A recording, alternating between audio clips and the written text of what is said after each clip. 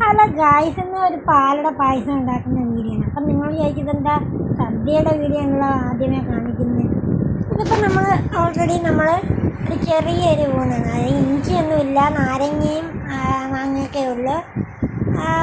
ഇഞ്ചിയൊന്നും ഇട്ടില്ല. ഉത്സവത്തിന് നമ്മളിപ്പം ഏപ്രിൽ 7-ാം തീയതി ഉത്സവം. അപ്പം ഇഞ്ചിയൊക്കെ അന്ന് ഉണ്ടാക്കി കഴിഞ്ഞു. അതുകൊണ്ട് പിന്നെ ഇഞ്ചിയൊന്നും ഉണ്ടാക്കിയില്ല. അപ്പം ഉള്ളത് കൊണ്ട് ഓണം പോലെ എന്ന് പറഞ്ഞാൽ ഉള്ളത് കൊണ്ട് വിഷു ആഘോഷിക്കുന്നു.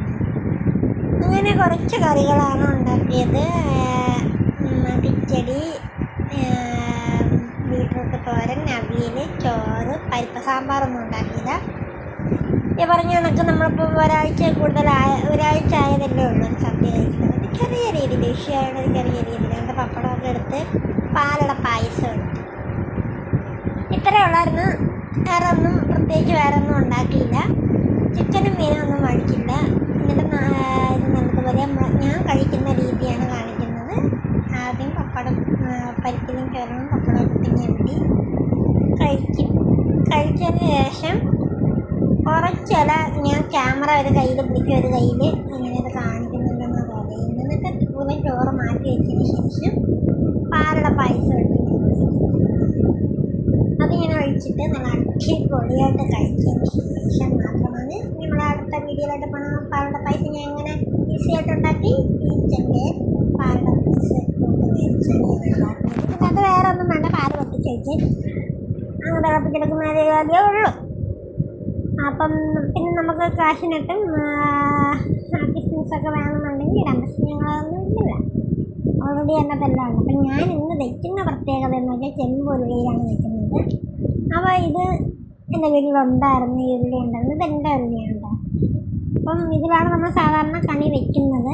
കണി ഈ വർഷം ഇതിൽ തന്നെ വെച്ചു. അപ്പം ഞാൻ ചെറിയൊരു വെറൈറ്റിക്ക് വേണ്ടി അതിൻ്റെ അകത്ത് പാലുള്ള പായസം ഉണ്ടാക്കി എങ്ങനെ ഇരിക്കും. പക്ഷെ നല്ല ടേസ്റ്റ് ആയിരുന്നുണ്ട്. അപ്പം പാത്രത്തിലൊക്കെ ഉണ്ട് ഇതിൻ്റേതായിട്ടുള്ള കാര്യങ്ങൾ. അപ്പം ഇതാണ് മിക്സിൻ്റെ അകത്തുണ്ട്. പക്ഷേ ഈ മിക്സ് പൊട്ടിച്ചപ്പോഴത്തേക്കും സാധാരണ ഞാൻ മേടിക്കുമ്പോഴത്തേക്കും പൊടിച്ച പഞ്ചസാരയാണ്. പക്ഷെ ഇതിൻ്റെ അകത്ത് നല്ല കള്ളം പഞ്ചാര എന്ന് പറഞ്ഞ് ഞാൻ കേട്ടിട്ടുള്ളൂ. ഇത് നല്ലതാണ്, വലിയ പഞ്ചാര. അതായത് കള്ളം പഞ്ചാരയുടെ ഒരു രീതി തന്നെ. നമ്മൾ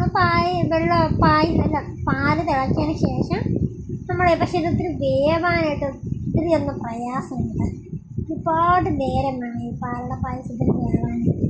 അതേസമയം സേമിയയാണെങ്കിൽ പെട്ടെന്ന് നമുക്ക് വേവിച്ചെടുക്കാം. ഇതാകുമ്പം ഒത്തിരി കുറവ് തിക്കായിട്ട് നമുക്ക് വെന്ത് കിട്ടാനായിട്ട് ഒത്തിരി പ്രയാസപ്പെട്ടതാണ്. പിന്നെ പാലൊക്കെ തിളച്ച് അടിപൊളിയായിട്ട് തിളച്ച് തോന്നിയില്ല. ഞാൻ തോന്നിച്ചില്ല. അതിന് മുമ്പേ നമ്മുടെ മിക്സ് എടുത്തിടാമെന്ന് വിചാരിച്ചു. പാലൊക്കെ തിളച്ചാണ് ആ നെയ്യൊക്കെ നല്ല അടിപൊളി. നിങ്ങൾ പാലെത്ര നിങ്ങൾക്ക് വേണം, വെള്ളം എത്ര ചേർക്കണം, അതൊക്കെ നിങ്ങളുടെ ഇഷ്ടം. ഇതൊന്നും ഞാൻ പറയത്തില്ല. അപ്പോൾ എന്താ പാലിന് നെയ്യൊക്കെ വന്ന് ഞാനിങ്ങനെ ഇതങ്ങോട്ട് പൊട്ടിച്ചൊക്കെ ഇങ്ങോട്ട് ഇട്ടപ്പോൾ എനിക്കെന്തോ ഒരു കളർ വ്യത്യാസം പോലെ തോന്നി. എൻ്റെ കണ്ണിൻ്റെ കുഴപ്പമാണ്, ക്യാമറയുടെ കുഴപ്പമെന്നൊക്കെ വിചാരിച്ചു. അപ്പോൾ നോക്കുമ്പോൾ പാലിങ്ങനെ അപ്പം ഞാൻ വിചാരിച്ചു പാല് പിരിഞ്ഞതായിരുന്നു പേടിച്ചു. എന്നുവെച്ചാൽ തേച്ചൊട്ട് 85 രൂപയുടെ പായസം വെച്ചാണ് ഈ ഈസ്റ്റൻ്റെ. ഞാൻ വിചാരിച്ചു അത് വെള്ളത്തിലാണ്.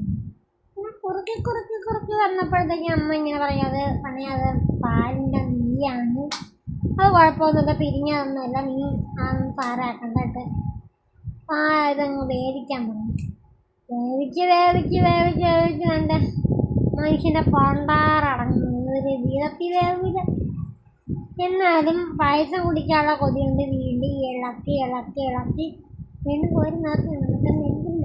അതാണ് ലാസ്റ്റായപ്പോൾ ഞാൻ നമുക്ക് ഇരിക്കുന്നതിനകത്ത് വെന്ത് നല്ല കുറുകി വന്നിട്ടുണ്ട്.